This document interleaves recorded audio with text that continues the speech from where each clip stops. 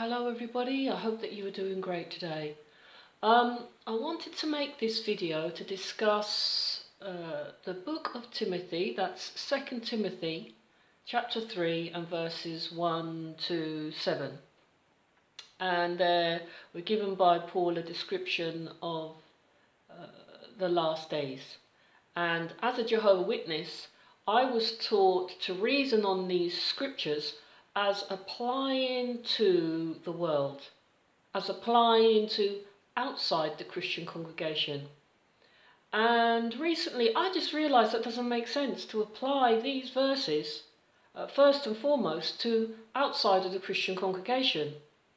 When you read the first letter of Timothy and the second, both of these letters, 1st and 2nd Timothy, they're advice from the older man Apostle Paul to the younger man Timothy to look out for situations and attitudes of particularly men within the Christian congregation. So out of all of these chapters, why should these few verses of chapter 3, 1 to 7 suddenly be for those outside?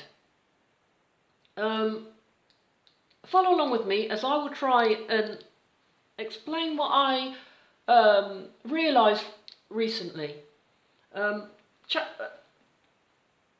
Verse 2 of chapter 3 says, men will be lovers of themselves, lovers of money, self-assuming. I would say that's what the governing body is. Yeah, their first priority is money. They love themselves. You must obey them. They have set themselves up as the mouthpiece of God, as the channel of communication from heaven to earth. Self-assuming. You know, if that's not self-assuming, what is? They are blasphemers. They have taken a stand against the called ones, denying from 1935 that they should partake of the emblems, and indeed everybody else, all the rank and file of Jehovah's Witnesses, they have said they cannot partake of the bread and wine as commanded by Christ. Many in Jehovah's Witnesses are unthankful. They're unthankful to our Lord, they're disloyal to our Lord. They have no natural affection when they practice this shunning, or they realise somebody in the congregation is questioning the organisation. They are slanders, they will slander these ones, they're apostates. Without self-control, paedophile problem, practice of homosexuality at Bethel, the proliferation of issues with pornography. You know, many might say it's okay to view pornography, but it can become addictive. And the point is, as Christians, we need to keep chaste and keep our minds free and clean of constantly feeding it with such images of immorality. This cannot be acceptable for Christians. Okay, if you want to be atheist and live according to the world standards, fair enough. You know, but as Christians, it cannot be acceptable practice. Betrayers, yeah, you're betrayed in Watchtower. You are handed over to the elders as having thoughts different to the leadership.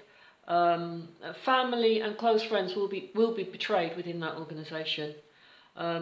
Lovers of pleasures, again, paedophilia, the practice of viewing pornography, and you name it. You know,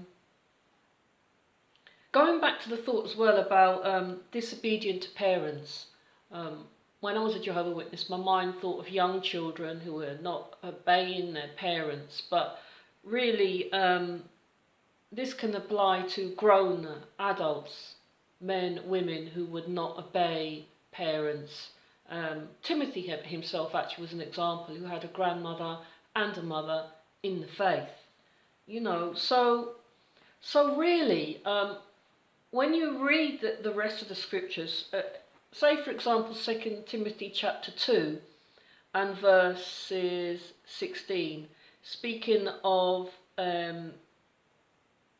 ones in the congregation who practiced empty speeches that violate what is holy, they would advance to more and more ungodliness. Yeah? And their word will spread like gangrene. Hymenaeus and Philetus are of that number. These very men have deviated from the truth, saying that the resurrection has already occurred. So this was a problem that the Apostle Paul highlighted to Timothy in the congregation, that men would advance to more and more ungodliness. And this is what would happen in the last days in the Christian congregation. And this is what's happened in many churches, I suppose, including Jehovah's Witnesses. But they never taught us to apply these verses of 2 Timothy chapter 3, verses 1 to 7, to within the congregation. Yeah, and as a Jehovah's Witness, my mind would never have thought, well, you know, we must apply this to ourselves. It was always to others on the outside. And verse 6, it says, from these men arise, it says, for from these arise those men who slyly work their way into households and lead as their captives weak women loaded down with sins, led by various desires. And that would cross-reference to 1 Timothy chapter 5 and verse 11, speaking of ones who'd lost control of their sexual impulses. So really what this was saying is speaking about immorality in the world. Well, this is how Watchtower taught it. But I disagree with that. I would say that what this is talking about, from the mindset of the Apostle Paul, homes were used as places of to congregate. Private homes were the church. So he's warning about men who would go into women's households and use them as a church. And these women were weak in a spiritual sense. Now, I don't believe this is talking about women who were sexually immoral or men who used these houses as places of sexual immorality. What this is talking about is men in the first century who went into women's homes and took charge of that home as a church and played upon maybe the desires of these women somehow, that I don't know, they were being used by the Lord, or these people promoted wrong teachings like Hymenaeus and Philetus to these women, these weak women, spiritually weak women, who could not, were not able to reason on the scriptures. But not all would be teachers. You know, we do need people who were evangelizers, people who took the lead as teachers. And unfortunately for these women, they were led by false teachers. And this is what's happened in Watchtower too. Although they don't meet in private homes, the women that they say preach their good news are a large army.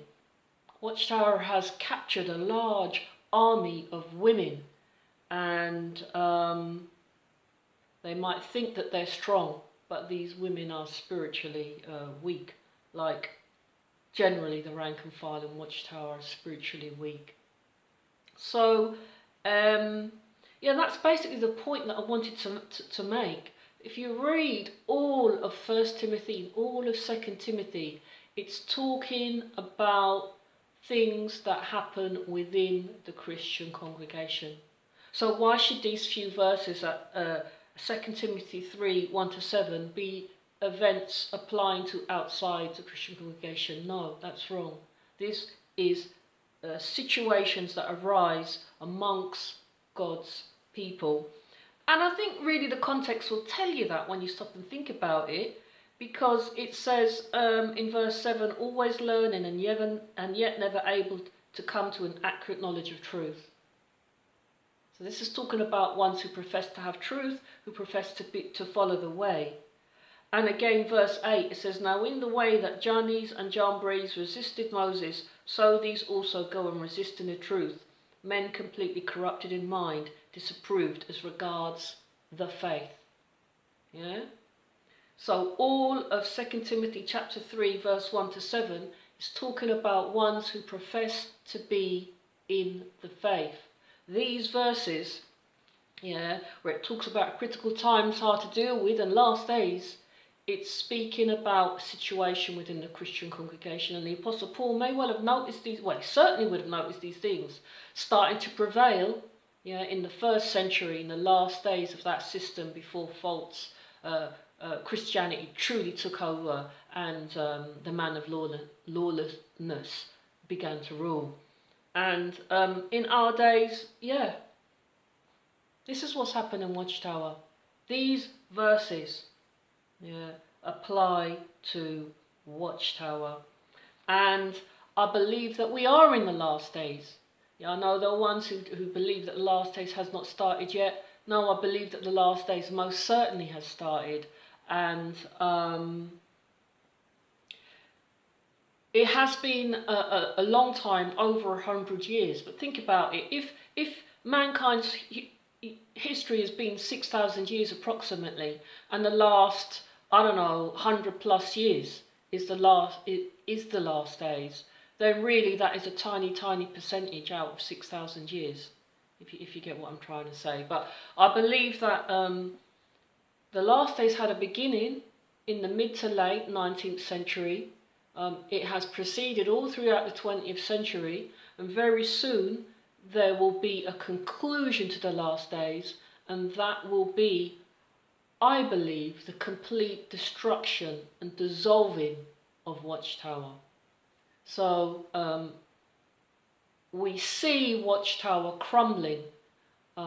Such amazing events we've witnessed unfold the last few years, and Watchtower is dying. And when Watchtower is completely gone, then that will be the conclusion of the last days. So we need to keep awake, keep focused, and keep our eyes on Watchtower. The dissolving, the destruction of Watchtower, I believe, will mark the start of the generation. The generation that witnesses Watchtower disappear from the face of this earth will be the generation that lives to see the complete end and final judgment on this world. Alright, thank you for your time, thank you for listening. Bye for now.